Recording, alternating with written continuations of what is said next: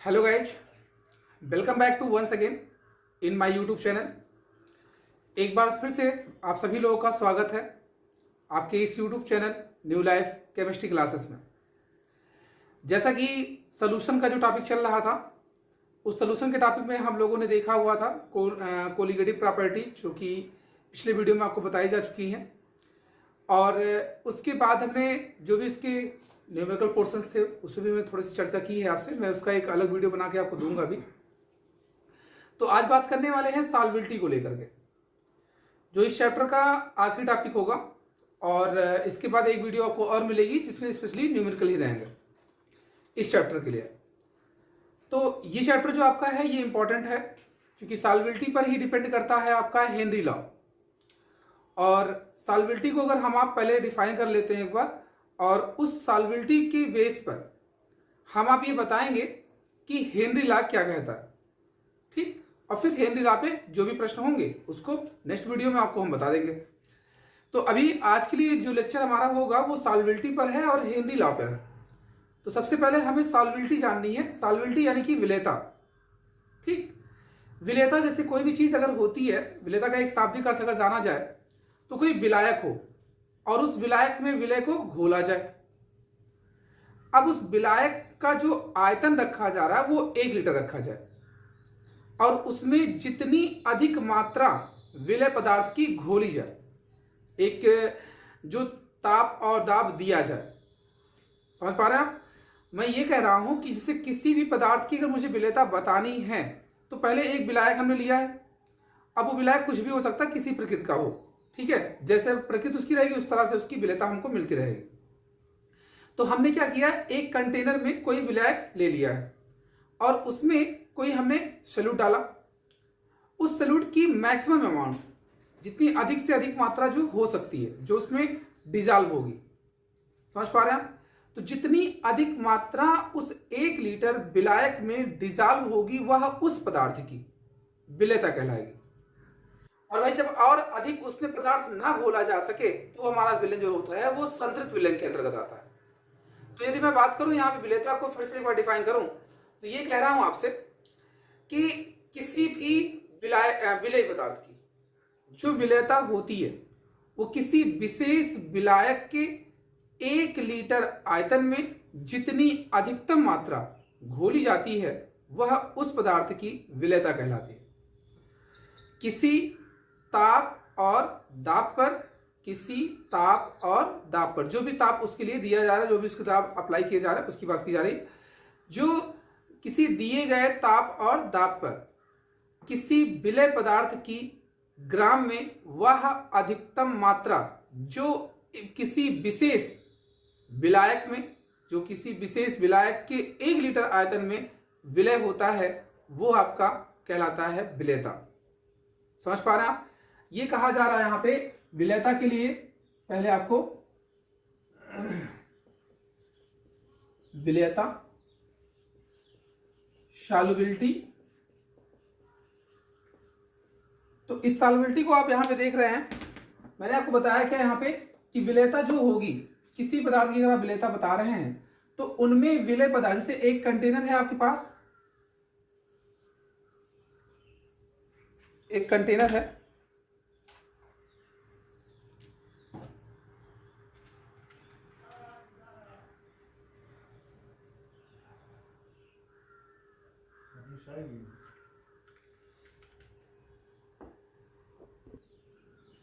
तो देखिए इसमें जैसे एक कंटेनर है हमारा और ये कंटेनर जो आपको बताया जा रहा है इसमें कोई हमने विलायक रखा है।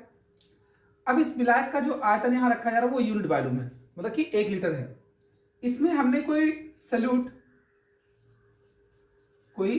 सॉल्यूट इसमें डाला और जो इसकी मैक्सिमम अमाउंट होगी, सॉल्यूट की जो मैक्सिमम अमाउंट होगी जो इस यूनिट वॉल्यूम में डिजॉल्व हो रही है वही उस पदार्थ की विलेयता कहलाती है। जो गिवन टेम्परेचर और प्रेशर आपका होगा उस दिए गए ताप और दाब पर किसी विशेष विलायक में विलय पदार्थ की वह अधिकतम मात्रा जो उसमें घोली जा सकती है वह उस पदार्थ की विलेयता कहलाती है। ठीक, यहां तक बात समझ में आई आपको। अब देखिए जब विलेयता यहाँ पे हो गई तो विलेयता जो रहती है विशेषकर वो व्यक्त की जाती है ग्राम प्रति लीटर में, या कुछ बुक में आपको लिखा मिलेगा मोल प्रति लीटर में। और जो इसका मेन सबसे ज्यादा यूजुअल है वो है मोल प्रभाज के रूप में, मतलब कि गैस की जो मोल प्रभाज होती है यहाँ पे वो भी किसमें, विलेयन के रूप में। ठीक है, इन द सोल्यूशन के रूप में आप कह सकते हैं, या इन द लिक्विड फॉर्म में। ठीक है, तो हम यहाँ पे जो बात कर रहे हैं गैस की विलेयता की, वो भी किसमें, विलेयन में, यानी कि द्रव में गैस की विलेयता की बात आपसे की जा रही है। द्रव में गैस की विलेयता की बात आपसे की जा रही है। ठीक है, तो देखिए ये चीज तो आपने बता दिया। अब जो इस पर कॉन्सेप्ट आता है, यानी कि विलेयता कौन कौन से ऐसे फैक्टर्स हैं जिनके द्वारा ये इफेक्टिव हो सकती है, जिनके द्वारा ये इफेक्टिव हो सकती है। तो आइए उसकी चर्चा कर लेते हैं वहां पे पहले, जो भी फैक्टर अफेक्टिंग है इसके लिए। तो पहला फैक्टर है इसका यहां पर, वो है विलय और विलायक की प्रकृति। मतलब क्या हुआ इसका, जो नेचर है सॉल्यूट और सॉल्वेंट का, उसके ऊपर डिपेंड करता है। मतलब जैसे हमारा कोई पोलर सॉल्वेंट है तो उसमें पोलर सॉल्यूट डिजॉल्व होगा, कोई नॉन पोलर सॉल्वेंट है तो उसमें नॉन पोलर सॉल्यूट डिजॉल्व होगा। ठीक, मतलब एक छोटे सेंटेंस में आप जानिए, लाइक डिजॉल्व लाइक, समान समान को बोलता है, मतलब समान प्रकृति के जो विलय होंगे वो समान प्रकृति के विलायक में ही डिजॉल्व होंगे। ठीक, जैसे अगर मैं कहूं कि NaCl है तो NaCl के लिए अच्छा जो सॉल्वेंट होगा वो आपका हो गया वाटर, क्योंकि ये भी पोलर सॉल्वेंट और ये आपका पोलर सॉल्यूट हो गया। इसी तरह से अगर हमने ले लिया बेंजीन, बेंजीन हमारा एक सॉल्वेंट है और इस बेंजीन में हमने डिजॉल्व कर दिया CCl4 को, ले लीजिए कार्बन टेट्राक्लोराइड को, तो ये इसके लिए अच्छा विलायक है और ये इसके लिए, क्योंकि अगर हम विलायक का नेचर चेंज कर रहे हैं तो उसकी सॉल्वेबिलिटी भी चेंज होगी। ठीक है ना। दूसरा जो फैक्ट है इसका, दूसरा जो फैक्ट है वो है टेम्परेचर, यानी कि तापमान, टेम्परेचर। अब टेम्परेचर जो होता है ये दो चीजों पर डिपेंड करता है। आप जानते हैं जैसे कोई अभिक्रिया होती है, कोई भी सॉल्यूशन अगर हमारा होता है तो वो दो रंग का हो सकता है, एक एंडोथर्मिक और एक एक्सोथर्मिक, मतलब एक उष्माशोषी और एक उष्माक्षेपी। उष्माशोषी अगर है अभिक्रिया आपकी तो उष्माशोषी में अगर आप टेम्परेचर को इंक्रीज कर रहे हैं, टेम्परेचर आप बढ़ा रहे हैं, तो उसकी जो सॉल्वेबिलिटी होगी, वो भी वहां पे बढ़ेगी। ठीक है, टेम्परेचर यानी कि अगर ये इंडोथर्मिक प्रोसेस है, अगर ये इंडोथर्मिक मतलब क्या बताया मैंने आपको, उष्माशोषी प्रोसेस है, टेम्परेचर हम इंक्रीज कर रहे हैं तो सॉल्वेबिलिटी भी उसकी इंक्रीज करेगी। जस्ट अपोजिट अगर वो एक्सोथर्मिक हुआ, एक्सोथर्मिक मतलब उष्माक्षेपी है, तो ऑलरेडी वो उष्मा क्या कर रहा है, रिलीज कर रहा है। तो भाई अगर आप टेम्परेचर इंक्रीज कर रहे हैं, यदि टेम्परेचर इंक्रीज कर रहे हैं तो उसकी सॉल्वेबिलिटी वहां पे क्या होगी, कम होगी, कम होगी। समझ रहे ना। तो ये तो हो गया इसके दूसरे फैक्ट। तीसरा फैक्ट जो कि मोस्ट इंपॉर्टेंट है, जिस पर हेनरी लॉ आपका इशू होगा। ठीक, तो आइए चेक करते हैं थर्ड लॉ को। ये दोनों समझ में आ गया आपको। अब देखिए थर्ड लॉ जो हमारी है यहाँ पे, थर्ड इसके जो फैक्टर्स हैं वो है प्रेशर। क्या है वो, प्रेशर यानी कि दाब। अब देखिए दाब पे क्या है, जो ऑलरेडी कंप्रेस्ड होते हैं, अगर मैं लिक्विड की बात कर रहा हूं और सॉलिड की बात कर रहा हूं तो ऑलरेडी कंप्रेस होते हैं, उनको बहुत अधिक हम कंप्रेस नहीं कर सकते। पर अगर मैं गैस की बात करूं तो गैस में आप सभी जानते हैं कि उसमें जो उनका शेप होता है, उनका जो वॉल्यूम होता है वो फिक्स नहीं होता है, तो आप उसे कंप्रेस कर सकते हैं। यानी कि यहां पे जो गैस की हम बात करेंगे उस पर कंप्रेसर की चर्चा की जा रही है, उसको हम कितना कंप्रेस कर सकते हैं।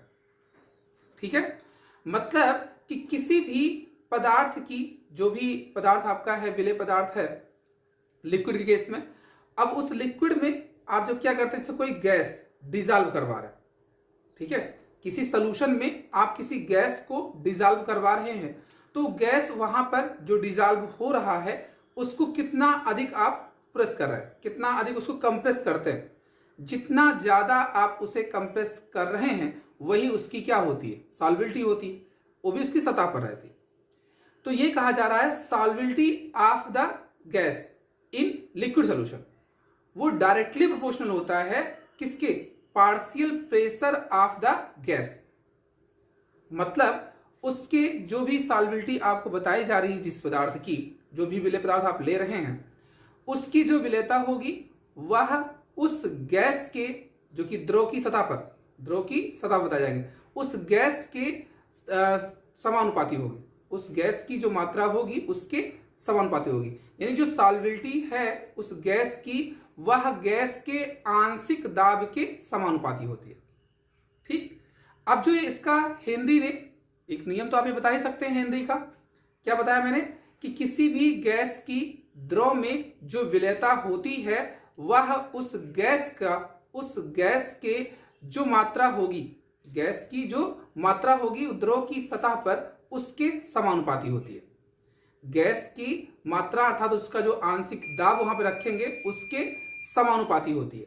ठीक, तो ये तो था पहले प्रारंभ में जो आपको बुकों में नियम मिलता है, लेकिन कुछ एक्सपेरिमेंटल रूल जो इस पे अप्लाई किए गए उसके द्वारा ये बताया गया कि अगर हम इसको मोल फ्रैक्शन के रूप में डिफाइन करें तो जो भी गैस का पार्शियल प्रेशर होता है वो डायरेक्टली प्रोपोर्शनल होता है किसके, गैस के मोल प्रभाज के, गैस के मोल प्रभाज के इन द लिक्विड। मतलब कि यहां पे मोल fraction of gas in the liquid, उसकी केस की बात की जा रही है। ये पार्शियल प्रेशर है किसका, गैस का, ये गैस का पार्शियल प्रेशर है, समझ पा रहे हैं। तो ये मोल अंश है किसका, गैस का है, किसमें है, लिक्विड में है। और ये क्या है, उसका पार्शियल प्रेशर। पार्शियल प्रेशर इसलिए यहां पे यूज किया जा रहा है क्योंकि उस कंटेनर में एक से अधिक गैस हो सकती है। तो एक से अधिक अगर गैस हो सकती है तो किस गैस के द्वारा कितना प्रेशर लगाया जा रहा है, इसलिए वहां पे पार्शियल प्रेशर यूज किया जा रहा है। ठीक है ना। तो आप यहां देख रहे हैं ये पार्शियल प्रेशर जो आपके उस गैस का है वह उस गैस के मोल अंश के क्या होगा, समानुपाती होगा। मतलब क्या हुआ कि जितने नंबर ऑफ मोल उसमें डिजॉल्व होंगे, किसमें, सोल्यूशन में, नंबर ऑफ मोल जितने डिजॉल्व होंगे सोल्यूशन में उसका जो दाब रहेगा अर्थात उसकी गैस का आंशिक दाब उतना ही अधिक होगा। भाई अगर कोई भी सोल्यूशन में जितना ज्यादा गैस आप उसमें डिजॉल्व करें उसके मॉलिक्यूल्स अंदर मोल फ्रैक्शन के रूप में वहां पे अगर सब्स्टिट्यूट हो रहे हैं, डिस्ट्रीब्यूट हो रहे हैं, तो जितने अधिक संख्या में होंगे उनके द्वारा उतना ही प्रेशर क्रिएट किया जाएगा। तो वही चीज यहां कही जा रही है कि partial pressure of the gas is directly proportional to किसके, गैस के, अर्थात गैस के उस मोल फ्रैक्शन के इन द लिक्विड। ठीक, अब देखिए इसको अगर हम लोग देखें तो जो P गैस है इस सिंबल को हटाया जाए तो यहां पर एक कांस्टेंट यूज किया गया और वो कांस्टेंट है हेनरी कांस्टेंट। कौन सा, हेनरी कांस्टेंट, हेनरी कांस्टेंट। ठीक, तो क्या देखा आपने कि किसी भी गैस का जो आंशिक दाब है उस गैस के मोल अंश के समानुपाती होता है, उस द्रव में उपस्थित गैस के मोल अंश के समानुपाती होता है। यानी कि उस गैस का मोल अंश जितना ज्यादा होगा उस गैस का आंशिक दाब उतना ही अधिक होगा। ठीक, तो यहां तो आपको मिल गया ये। अब देखिए इसमें क्या होता है, जो गैस आपके पास है यहाँ पे केज, अगर मैं केज के यूनिट की बात करूं यहाँ पे, तो चूंकि मोल फ्रैक्शन की कोई यूनिट होती नहीं है, जब इसकी कोई यूनिट नहीं है तो क्या गैस इसका मतलब उस गैस का जो पार्शियल प्रेशर है उसी के इक्वल ये होगा। अर्थात जो हेनरी कांस्टेंट है इसकी इकाई उस गैस के दाब की इकाई के ऊपर निर्भर करेगी, जो बार हो सकती है, एटीएम हो सकती है, मिलीमीटर हो सकती है, सेंटीमीटर हो सकती है या मीटर हो सकती है, जिसमें भी आप रखना चाहें। ठीक, इतना आपने जाना यहाँ पे अभी हेनरी कांस्टेंट को लेकर। अब देखना यह है कि हेनरी कांस्टेंट जो कि एक ग्राफ के माध्यम से अगर हम बात करें तो देखिए इस ग्राफ के माध्यम से आप क्या रिजल्ट निकाल सकते हैं। इस पर आपने पार्शियल प्रेशर रखा, प्रेशर, और यहां पर मोल फ्रैक्शन। चूंकि ये डायरेक्टली प्रोपोर्शनल है इसलिए यहां पे एक स्ट्रेट लाइन मिलेगी। जब एक स्ट्रेट लाइन मिल रही है और अगर इसकी हम स्लोप की बात करें, ढाल की बात करें, तो यहां देखिए थीटा, तो थीटा इसका जो आएगा स्लोप, क्योंकि भाई ये y और ये x, तो ढाल जो होती है यानी tan थीटा बराबर y बाई एक्स। तो y क्या है? प्रेशर है ऑफ द गैस, और x क्या है? ये गैस का मोल फ्रैक्शन है, तो p बाई एक्स के रूप में। तो जब p बाई एक्स के रूप में है तो किसके इक्वल आएगा? p बाई एक्स, देखिए वो kh की तो है, ये हेनरी कांस्टेंट के होगी ना। इतनी बात समझ में आई आपको? तो ये हेनरी कांस्टेंट जो आपका kh equal to p upon mole fraction of gas in the solution in the liquid. ठीक है, तो ये तो आप यहां जान गए। अब देखिए जो kh आपका था, इस kh की वैल्यूज, अर्थात यहां पे ये बताना चाह रहे हैं हम आपको कि अलग अलग सॉल्वेंट के लिए kh की वैल्यूज जो होगी वो अलग अलग होगी, साथ साथ जो गैस आपका वहां पे होगा उसके लिए भी kh का मान अलग होगा। तो आइए देखते हैं एक एग्जांपल यहाँ पे। जैसे जो भी आपको कोई एक टेम्परेचर दिया गया, सपोज करिए कि 20 ताप पर हमने कोई यहाँ पे kh की वैल्यूज जो कि एक्सपेरिमेंटल बताई गई है, और वहां पे सॉल्वेंट हमारा वाटर है।